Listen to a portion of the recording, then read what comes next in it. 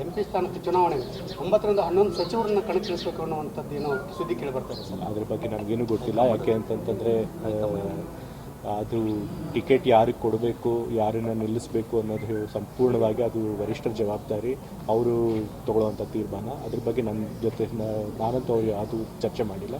So ಹಾಗಾಗಿ ಆ ವಿಚಾರದಲ್ಲಿ ಹಾಂ ಇವಾಗ ನಾವು ಇಷ್ಟೇ ಸ್ಥಾನಗಳು ಗೆಲ್ತೀವಿ ಅಂತ ಹೇಳಿ ಭವಿಷ್ಯವಾಣಿ ನುಡಿಯೋದಕ್ಕಾಗೋದಿಲ್ಲ. ಆದರೆ ನಾವು ಅಧಿಕಾರಕ್ಕೆ ಬಂದಂಥ 8-9 ತಿಂಗಳಲ್ಲೇ ನಮ್ಮ ಸರ್ಕಾರ ಏನು ಗ್ಯಾರಂಟಿ ಸ್ಕೀಮ್ಗಳನ್ನು ಅನುಷ್ಠಾನ ಮಾಡಿದೆ, ಚುನಾವಣೆ ಪೂರ್ವ ನಾವೇನು ಭರವಸೆಗಳನ್ನು ಕೊಟ್ಟಿದ್ದೀವಿ ಅಷ್ಟೂ ಭರವಸೆಗಳನ್ನು ನಾವೇನು ಪೂರೈಸಿದ್ದೀವಿ ಜನ ನೋಡಿದ್ದಾರೆ.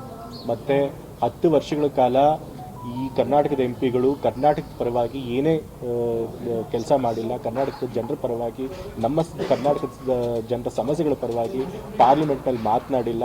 ನಮ್ಮ ಕರ್ನಾಟಕಕ್ಕೆ ಪ್ರತಿ ಬಾರಿ ಹಣಕಾಸು ಆಯೋಗದಲ್ಲಿ ಅನ್ಯಾಯ ಆದಾಗಲೂ ಕೂಡ, ತೆರಿಗೆಯಲ್ಲಿ ಅನ್ಯಾಯ ಆದಾಗಲೂ ಕೂಡ, ನಮಗೆ ತೆರಿಗೆ ಪಾಲು ಸರಿಯಾಗಿ ಬರದೇ ಇದ್ದಾಗಲೂ ಕೂಡ ನಮ್ಮ ಪರವಾಗಿ ನಿಲ್ಲೋ ಬದಲು ಕೇಂದ್ರ ಸರ್ಕಾರನೂ ಅವರು ಡಿಫೆಂಡ್ ಮಾಡಿಕೊಂಡ್ರು.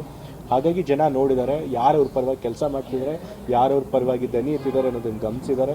ಸೊ ಹಾಗಾಗಿ ನಾವು ಮಾಡಿರೋ ಒಳ್ಳೆಯ ಕೆಲಸಗಳ ಆಧಾರದ ಮೇಲೆ ನಮ್ಗೆ ಈ ಬಾರಿ ಹೆಚ್ಚಿನ ಸೀಟ್ಗಳು ಸಿಗುತ್ತೆ. ಆದರೆ ಇಷ್ಟೇ ಬರುತ್ತೆ ಅಂತ ಹೇಳಿ ನಾವು ಭವಿಷ್ಯವಾಣಿ ಮಾಡಬೇಕು. ನಿಮ್ಮ ನಿರೀಕ್ಷೆ ಎಷ್ಟಿರ್ಬೋದು ಸರ್? ಅಟ್ಲೀಸ್ಟ್ 50% ಸೀಟ್ಸ್ ಆದರೂ ನಮಗೆ ಬರುತ್ತೆ. ಇವಾಗ 25 ಸೀಟ್ಗಳಲ್ಲಿ 26 ಸೀಟ್ಗಳಲ್ಲಿ ನಾವು ಅಟ್ಲೀಸ್ಟ್ 12-13 ಸೀಟ್ ಆದರೂ ಗೆಲ್ತೀವಿ ಅನ್ನೋ ಒಂದು ಅದಕ್ಕಿಂತ ಹೆಚ್ಚು ಗೆಲ್ತೀವಿ ಅನ್ನೋ ಒಂದು ಆಶಾಭಾವನೆ ನಮ್ಮದಿಲ್ಲ. ಸರ್ಕಾರದಲ್ಲಿ ಲಿಂಗಾಯತ ಶಾಸಕರು ಅಸಮಾಧಾನ ವ್ಯಕ್ತಪಡಿಸ್ತಾ ಇದ್ದಾರೆ, ನಮಗೆ ಸರಿಯಾದಂಥ ಹಾಗೆ ಪಕ್ಷದಲ್ಲಿ ಯಾವುದೇ ರೀತಿ ದೊಡ್ಡ ಮಟ್ಟದ ಅಸಮಾಧಾನ ಇಲ್ಲ. ಯಾವುದೇ ಒಂದು ಪಕ್ಷ ಅಂತಂದಮೇಲೆ ಕೆಲವರು ತಮ್ಮ ಕೆಲಸಗಳು ಯಾವುದು ಆಗ್ತಿಲ್ಲ ಅದ್ರ ಬಗ್ಗೆ ಓಪನ್ ಆಗಿ ಕೆಲವರು ಹೇಳ್ತಾರೆ. ಸೊ ಅದರ ಅರ್ಥ ಭಿನ್ನಾಭಿಪ್ರಾಯ ಇದೆ ಅಂತಲ್ಲ, ಅಥವಾ ಒಡಕಿದೆ ಅಂತಲ್ಲ. ಏನೇ ಒಂದು MLAಗಳ ಒಂದು ಏನು ಕಂಪ್ಲೇಂಟ್ ಇರುತ್ತೆ ಅದನ್ನು ಮುಖ್ಯಮಂತ್ರಿಗಳು, ಪಕ್ಷದ ವರಿಷ್ಠರು ಅದನ್ನು ಗಮನಕ್ಕೆ ತೆಗೆದುಕೊಂಡು ಅದನ್ನು ಸರಿ ಮಾಡ್ತಾರೆ.